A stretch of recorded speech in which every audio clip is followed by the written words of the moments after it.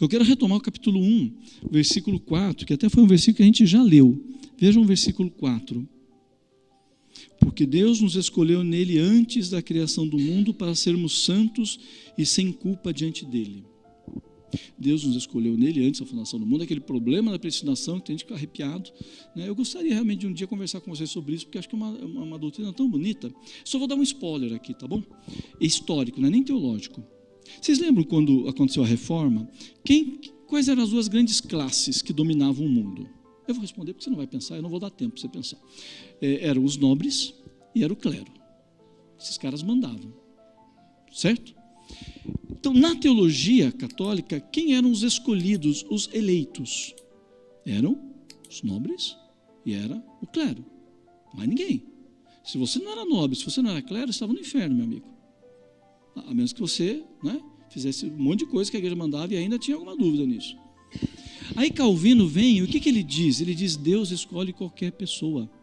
A gente fica só no escolhe, a gente esquece qualquer pessoa. O pensamento de Calvino é fantástico, ele é revolucionário, porque ele está dizendo agora, vocês têm que entender que Deus não escolhe só o nobre e o sacerdote, o padre, a freira. Deus escolhe o cara que está lá no campo, Deus escolhe o pobrezinho que está na rua, Deus escolhe todo mundo. É lindo isso, é lindo isso. Eu vou parar aqui, outra hora eu falo sobre isso. Mas enfim, ele está dizendo, Deus nos escolheu, mas percebam o que Paulo está dizendo, para sermos santos. A gente esquece, a gente fica, Deus me escolheu, eu sou eleito lá, e esquece o complemento, para ser santo. Por isso que na parte teórica, na parte prática, veja o que Paulo vai dizer, capítulo 5, versículo 3. Entre vocês não deve haver nem sequer menção de imoralidade sexual, nem de nenhuma espécie de impureza ou de cobiça, pois essas coisas não são próprias para os santos. Não tem nenhum problema, essa é uma teologia bonita e sadia da Bíblia. Mas vamos baixar a bola e vamos olhar a consequência disso. Se a gente fala que é isso, que a gente anda com Deus, que Deus, cara, faz isso que ele está dizendo, não é? Não ter imoralidade sexual, não ter impureza, não ter cobiça, não ter coisas que não fazem sentido para alguém que diz que anda com Deus e cuja pátria é o céu. Viver como santo, porque é para isso que ele salvou a mim e a você, com pureza. Com pureza. E um último exemplo, no 3, capítulo 3, 18 e 19, me acompanhe na leitura. Assim vocês perceberão com todos os santos qual é a largura, o comprimento, a altura e a profundidade do amor de Cristo e conhecerão esse amor que excede todo conhecimento para que sejam cheios da plenitude de Deus, né? Então, conhecer o amor, Paulo ora para que os crentes conheçam o amor. O amor é um elemento teológico fundamental, essencial, né? Deus ama e ponto.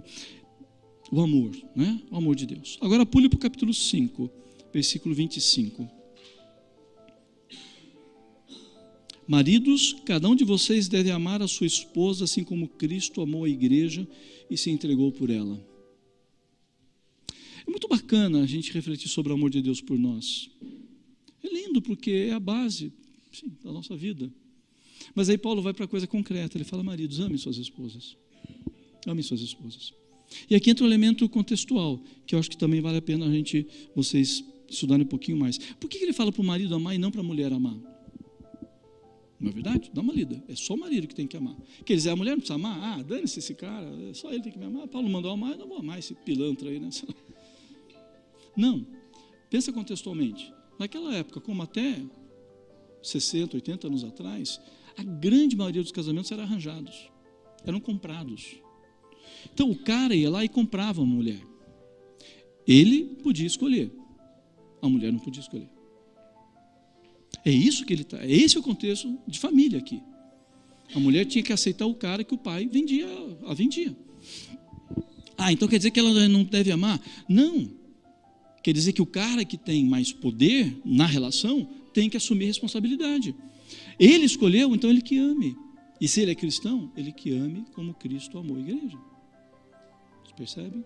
Então, de novo, o amor de Deus é fantástico, é fenomenal, mas a gente tem que olhar de modo concreto e de modo prático isso nas nossas relações, e elas nem sempre são muito fáceis.